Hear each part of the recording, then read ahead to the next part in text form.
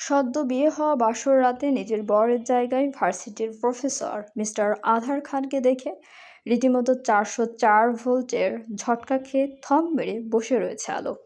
সে হয়তো স্বপ্নেও ভাবতে পারেনি এমন কিছু দেখবে। মেয়েটাকে দেখে মনে হচ্ছে তার সামনে মানুষ নয়, বরং কোনো জমদূত দাঁড়িয়ে আছে। একটু নড়লেই খপ করে তার ছোট্ট দেহ থেকে প্রাণ পাখিটা বের করে নিয়ে যাবে। এসির মধ্যেও তরতর করে ঘামছে মেয়েটা, গলা শুকিয়ে কাঠ হয়ে এসেছে, বারবার শুকনো ঢোক গিলছে এবং মনে মনে ভাবছে কেন যে না দেখে বিয়ে করতে গেল। ইস, সবাই কতবার করে দেখতে বলেছিল, কিন্তু তখন তো মাথায় ভূত চেপেছিল, যার ফলে সবাইকে বড় মুখ করে বলেছিল একেবারে বাসর রাতেই গিয়ে স্বামীর মুখ দেখবে। কিন্তু এই সিদ্ধান্তটা যে এত বড় একটা বাস দিবে, সেটা ভাবতে গেলেও গা শিউরে উঠছে। শুধু একটু যদি সে টের পেত, তাহলে বাস্তবে বিয়ে করা তো দূরে থাক, কল্পনাতেও এই উজবুকটাকে বিয়ে করতো না। আলো আর সহ্য করতে না পেরে গলা ফাটিয়ে দিল এক চিৎকার। আয়া! এই ষাঁড়ের মতো এই মেয়ে, এমন ষাঁড়ের মতো চেঁচামেচি করছো কেন? মুখ বন্ধ করো, না হলে এক থাপ্পড়ে রুম থেকে বের করে দেব। বেয়াদব মেয়ে! ধমক খেয়ে চুপসে গেল বেচারি। কিন্তু মাথায় একটা কথা কিছুতেই ঢুকছে না। সে এর আগে ষাঁড় নাম শুনেছে, কিন্তু ষাঁড়নি এটা আবার কোন অঞ্চলের ভাষা?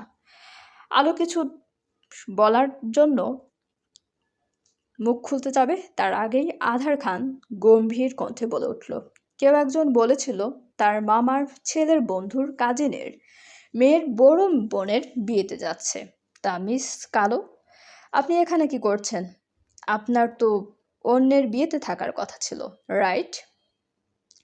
আলো এখন কি জবাব দেবে কিছু বুঝতে পারছে না। তার মিথ্যে বলার পর এইভাবে হাতে নাতে ধরা পড়বে, সেটা বুঝতে পারেনি সে। আলো মাথা নিচু করে আমতা আমতা করে কিছু বলার চেষ্টা করলো। মানে আসলে স্যার, হয়েছেটা কি, মানে ইয়ে মানে না আসলে আহ, আপনার কাছে রাখুন মিস কালো। আলোকে পুরোপুরি কথা শেষ করতে না দিয়ে তার কথার মাঝেই আধার খান ফোড়ন কাটে। সেটা শুনে মেয়েটির চোখ মুখ কুঁচকে বলে উঠল, দেখুন স্যার, মানছি আমি মিথ্যে বলেছি, তার পিছনেও অবশ্য কিছু কারণ রয়েছে। আর আমার নাম মিস কালো নয়, আলো রহমান রিক্তা। আলো না কালো, আই ডোন্ট কেয়ার। আমি না হয় বিয়ের আগে তোমাকে দেখিনি, বাট তুমি নিশ্চয়ই আমাকে দেখেছো। তাহলে এই বিয়েতে রাজি হলে কেন?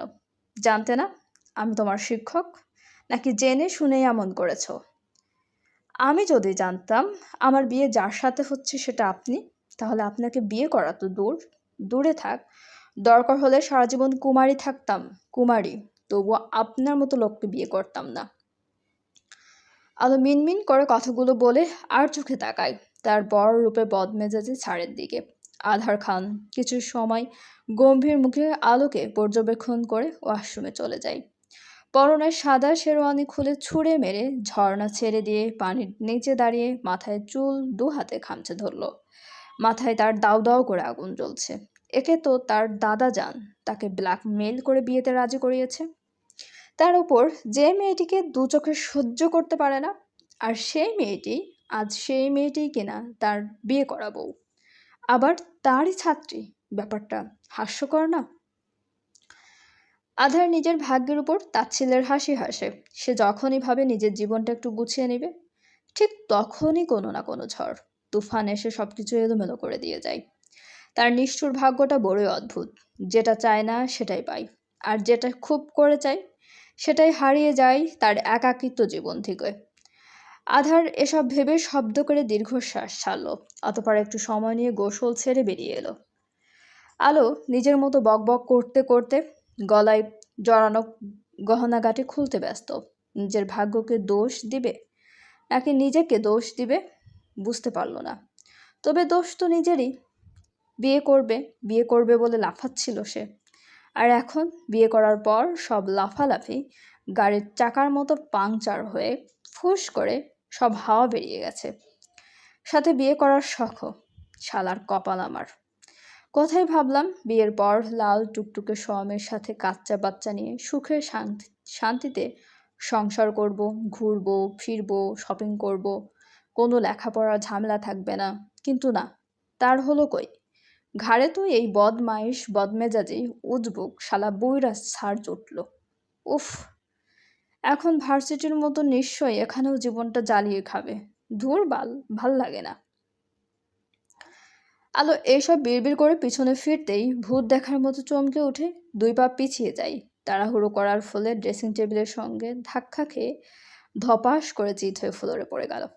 লজ্জায় মরি মরি অবস্থা মেয়েটার। শেষে কিনা বাসর ঘরে বোরের সামনেই চিৎপটাং। ইস, কি লজ্জার ব্যাপার সেবার। ধ্যাত। মেয়েটি মাথা নিচু করে ধীরে সুস্থে উঠে দাঁড়ায়। লজ্জায় পুরো চেহারা লাল স্ট্রবেরির মতো হয়ে আছে। মনে মনে নিজেকে ভয়ানক একটা গালি দিয়ে ভাবে, আচ্ছা, লোকটা কি সব কথা শুনে নিয়েছে তার? ইয়া আল্লাহ, যদি তাই হয় তাহলে তার কপালে আজ দুঃখ আছে। আলো সামনে তাকিয়ে দেখে আধার স্যার ভ্রুকুচকে তার দিকেই চেয়ে আছে। মুখের ভাষা ঠিক করো, নয়তো চড়িয়ে ঠিক করে দিব, অসভ্য মেয়ে কথাকার। একথা বলে আলোর পাশ কাটে ড্রিম লাইট জ্বালিয়ে বিছানায় গিয়ে শুয়ে পড়ল। মেয়েটা স্যার নামক বরের দিকে একবার আর চোখে তাকিয়ে মনে মনে বিড়বিড় করতে করতে নিজের কাজে মন দিল। শরীরের সব গহনা খুলে পরনের লাল টুকটুকে জামদানি শাড়িটাও চেনে হিসড়ে খুলে সোফায় রেখে দেয়। তার আবার শাড়ি টাড়ি পরার অভ্যেস নেই। বিয়ের জন্য খুব শখ করে পার্লারে গিয়ে টানা 4 ঘন্টা ধরে সেজেছিল। উদ্দেশ্য ছিল নতুন বউয়ের মারাত্মক সৌন্দর্য দেখেই সে যেন বাসর ঘরে বর জ্ঞান হারায়। কিন্তু এখন বরকে দেখে নিজেরই জ্ঞান হারিয়ে উগান্ডায় চলে যেতে ইচ্ছা করছে। লোকটা মাত্রাতিরিক্ত সুদর্শন পুরুষ হলেও ওনার শরীরে রক্তের চেয়ে অহংকার জেদি বেশি। সরু নাকের ডগায় সবসময় ইগো লেগেই থাকে। তার মাঝে মধ্যে ইচ্ছে করত ওই স্যার নামক ইগোওয়ালা ড্রামের সুন্দর নাকের আগা চা পাতি দিয়ে কেটে দিতে, তাহলে হয়তো একটু ভালো হতো।